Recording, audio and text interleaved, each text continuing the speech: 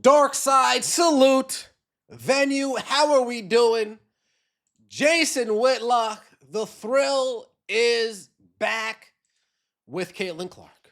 But so is the derangement, the CDS, the CCDS, Caitlin Clark derangement syndrome.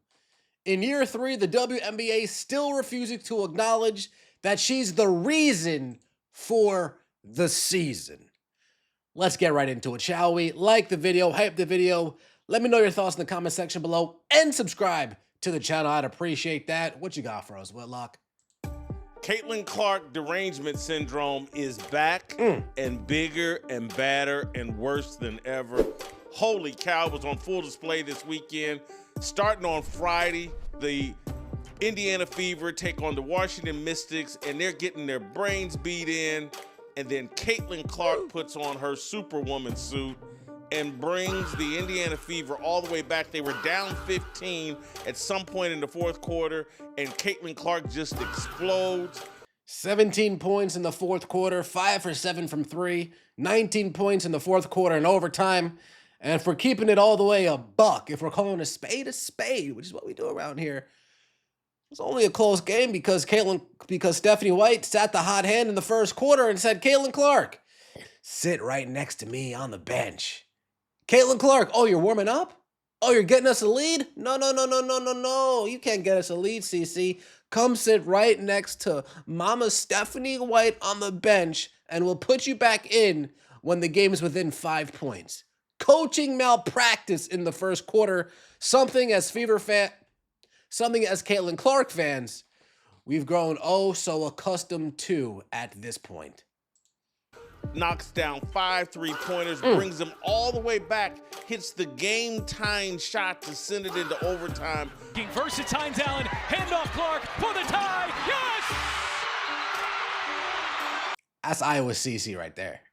That's Iowa CC right there. Caitlin Clark has tied the game! Have we seen like final 5 to 10 seconds Caitlin Clark takeover yet?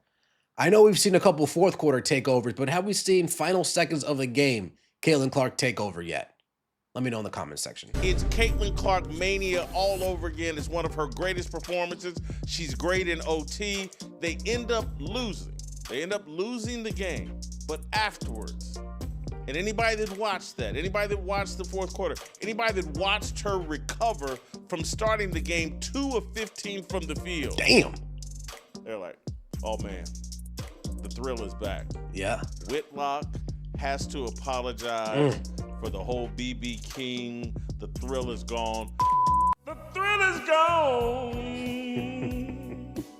The thrill is gone away. The thrill is back. But no. That fourth quarter was insane. And absolutely insane. Too bad Kelsey Mitchell couldn't make her free throws and make a wide open layup and didn't give Caitlin Clark the rock enough in the fourth quarter. Too bad in overtime, excuse me. Too bad. Stephanie White wanted to ride out with Kelsey Mitchell. Too bad. But it happened. Not only is the thrill back, so is the Caitlin Clark derangement. Wait, what? Given an opportunity to celebrate Caitlin Clark and what she did, it was teed up like a softball in a t-ball game for little kids. And Stephanie White's like, nah, I'm not going to celebrate Caitlin Clark. I'm not going to celebrate that magnificent performance. I'm not going to celebrate the reason for the season, the reason why everybody's got these big contracts. Nah, I'm going to talk about the whole team. You know, we showed the ability to make tough shots. We had some really good time and score execution moments, offensively and defensively, you know, in those moments. We just have to have more of it consistently. Now, she needs a drug test, man. Every time I hear Stephanie White talk, I'm just going to say she needs a drug test. Somebody check her out, please. Let's compare that to last season when Kelsey Mitchell had a great game. I'm speechless, really. You know, she was, what, 0 for 7 in the first half and 4 points, and just put us on her back. You know, she willed us. The derangement is off the charts. They all hate. I'm pretty sure that's when Stephanie White, when they were losing to the Connecticut Sun, and fucking Kelsey Mitchell had to go fucking nuclear in the second half to bring that team back because they were losing that game. That's the Bree Turner game, too, if you guys forget. Including the head coach, the assistant coach, the entire WNBA. We're all Friday night, Saturday morning like, holy cow, Caitlin Clark is back. The WNBA is back. This story is back. This is magnificent. What does the WNBA do and their social media team? With the Indiana Fever playing the Seattle Storm on Sunday, the WNBA promotes the game juxtaposing the Indiana Fever player versus the Seattle Storm player with Raven Johnson. Malpractice. It's what the league does. It's what the league does. Yes, Raven Johnson, the rookie point guard for the Indiana Fever that's averaging 1 point a game, that's playing about 5, 6, 7 minutes per game.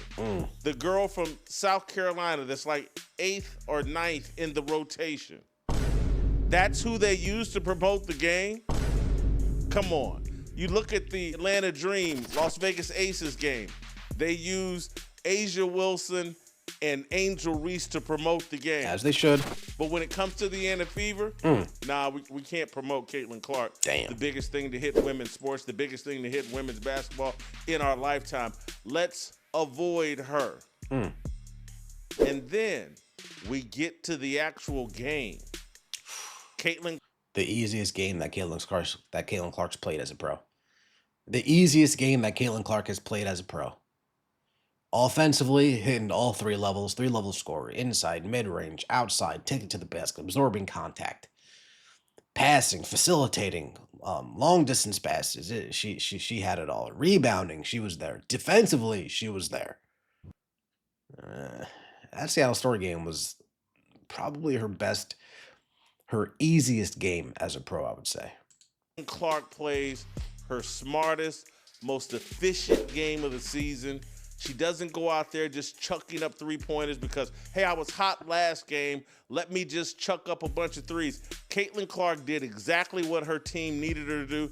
But look at this video of her arguing with the assistant coach on the sideline. How does this happen when she's playing the most efficient game, the most mature game, getting her teammates involved? Love seeing her fired up like that. And she's arguing with the assistant coach on the sidelines? These people hate Caitlin Clark. Damn. They have Caitlin derangement syndrome. Damn. They want Kelsey Mitchell to be the most important player on the team. Damn. She's not. Kelsey Mitchell is great. She's a great scorer. All the people that go over the top criticizing Kelsey Mitchell, I'm not with that. But does someone need to make sure that Kelsey Mitchell and everybody on that team knows this team runs through Caitlin Clark? And that should be Stephanie White and Kelly Krauskopf and Lynn Dunn. But neither of them are willing to do it. Neither of them have the guts to do it. If I had to think, Stephanie White probably even thinks Kelsey Mitchell's the best player on the team. That Beat Chef video, man, it's greed, it's envy, it's jealousy, it's mean girls. It is despicable. It's I never amounted to what I was set out to become, and you're doing everything that I wanted to do. So how can I bring you down the best way I can? It's the pretty girl in school who gets all the attention from the boys, and then suddenly the real a new girl moves in, and man, she's fine. Man, she's fine. She's getting all the attention. She's fine. She's funny. She's nice. She's respectful. She's everything you could ask for. And then Stephanie White's just sitting there like, wait, but what about me? But that was supposed to be me. The boy that Stephanie White wanted to ask to prom never asked her to prom. Asked Caitlin Clark instead. But you were supposed to ask me. That's what's going on over here. That's what's going on over here. It's like the boss at work who sees their employee like, oh, this guy could take my spot.